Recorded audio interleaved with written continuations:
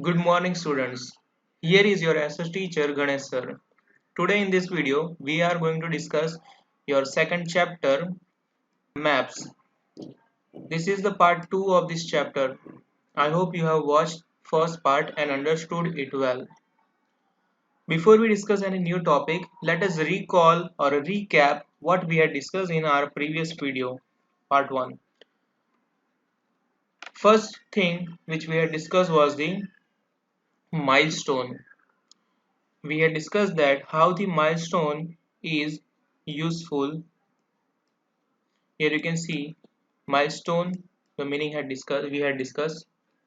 Then I gave you one task to make a list of the places around your house and draw a small map like this. I hope you did that. Then we had discussed the definition of the maps, that maps are the two-dimensional representation of the whole or the part of the earth drawn to scale on a flat surface. That I explained that two dimensions, height and width, it shows us the exact features of the particular region. Then we had discussed the meaning of map. It is derived from the Latin language, the meaning of map. Then we had discussed the different types. Then we had discussed the organization which makes the maps in India. Here is the types of maps: political, physical and thematic. Here are the example. This is a political, physical and thematic map which we had already discussed in depth.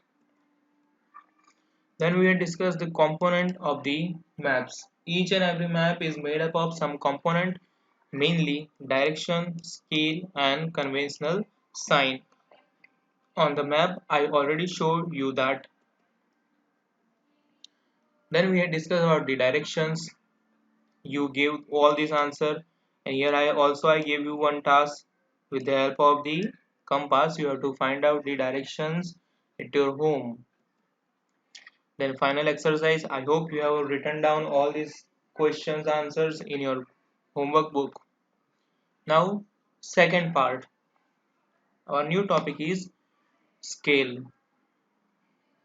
Here in our textbook a small story is given to explain the meaning of scale. So let us read it first, then we will discuss it again. I am Sarjan, a student. I go to my uncle's house alone. I am sure I will reach there because I have a map to help me. So Sarjan is going to his uncle's house and he is confident he will reach there because he has a map to help him. Here he asks a question. Do you know how vast our earth is? Vast. Vast means huge. Huge or big.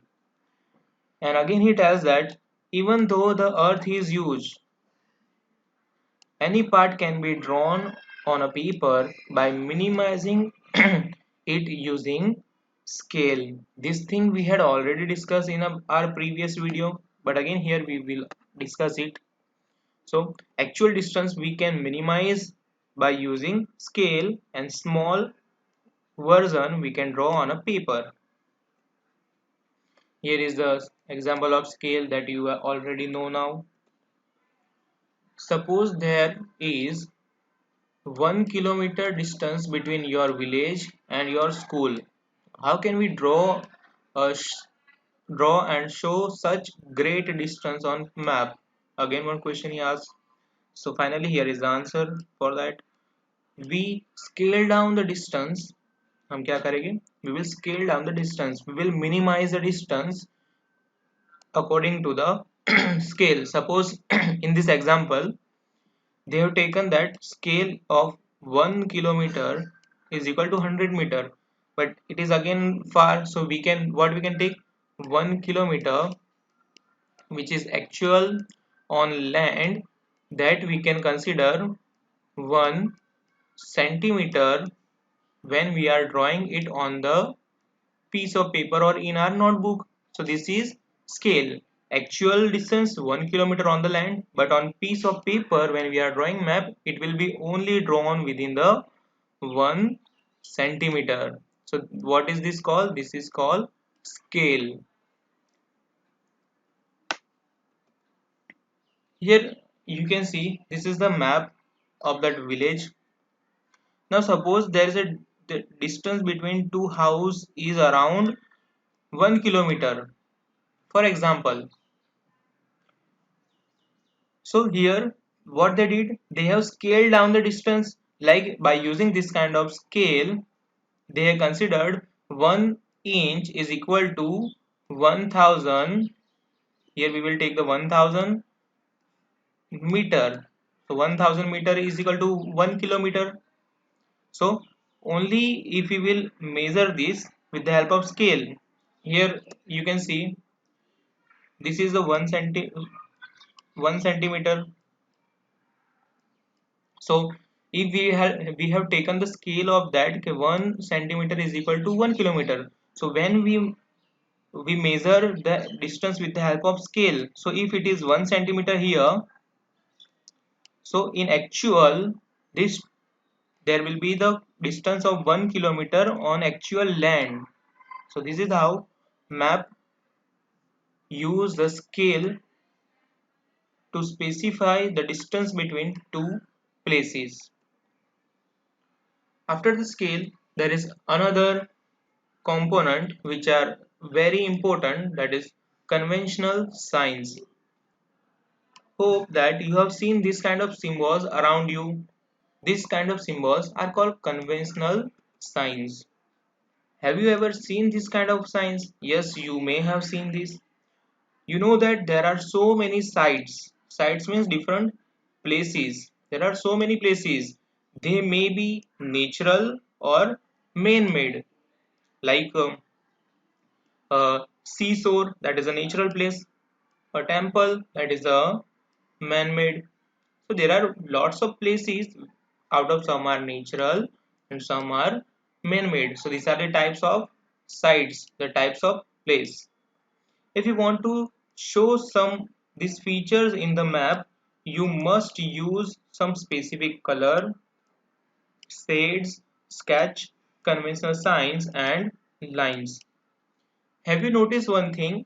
When we see a map, they do not write the words to show something particular.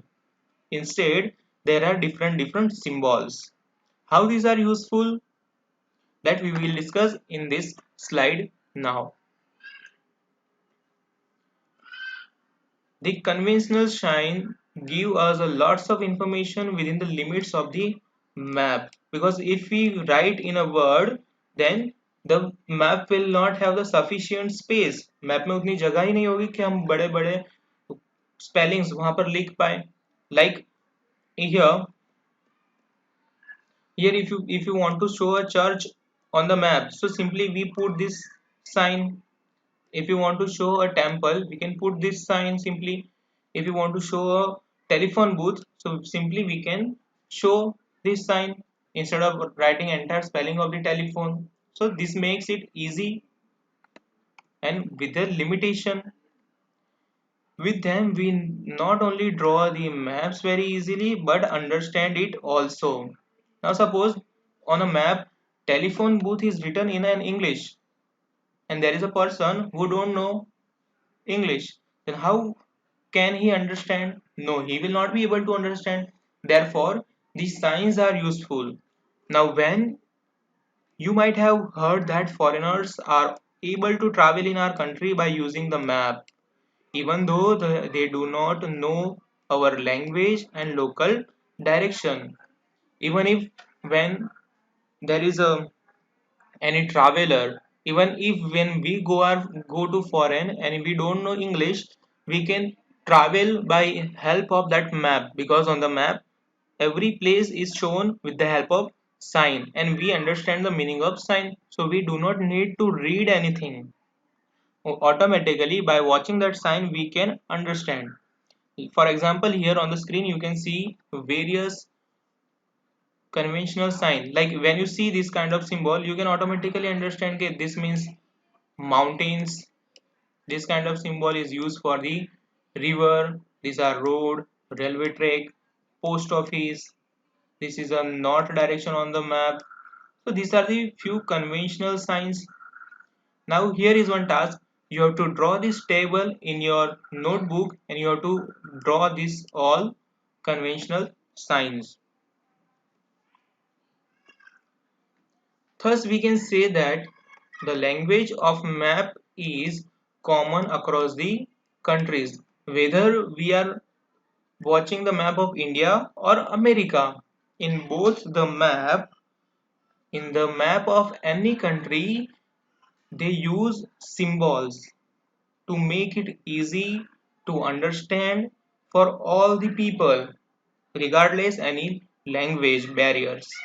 So किसी भी तरह की language अगर आपको नहीं आती फिर भी सिंबल के मदद से कोई भी मैप इजीली रीड कर सकता है.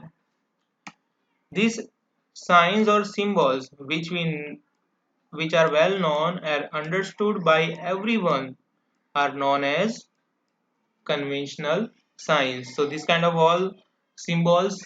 Now here are a few more symbols you can automatically understand without reading any text here. Now you have to find out the meanings of the different symbols given here. These are well-known symbols. Apart from this kind of symbols, we have seen that many colors are also used on the map. Like when we had discussed that thematic map, there were different colors were used to show different information. Okay, so now how they are useful that we are going to discuss. Colors used in a map gives the map a good look. What is the first benefit of the color? It gives the good look to a map and also provides definite information. It gives us the particular information without writing any word. Different colors are used to indicate specific features. Different colors are used for the different features. Like the map which I showed you, in it was a temperature thematic map.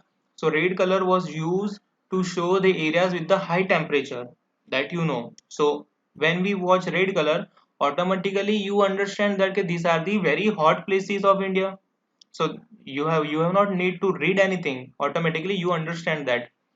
So in the same way there are various colors like black color which indicates man-made features like buildings, roads, railway lines, etc. Means if anything is made by man, it will be shown by a black color. Like on the map, roads are always shown with the help of black color. Okay. Then blue color indicates water bodies like sea, ocean, lakes, reservoir, wells, canals, etc. Have you noticed this? Every time oceans or the rivers are shown with the help of blue color. Have you ever seen red color for the water? No. Throughout the world, whatever map you are having, the water is always shown with the help of blue color.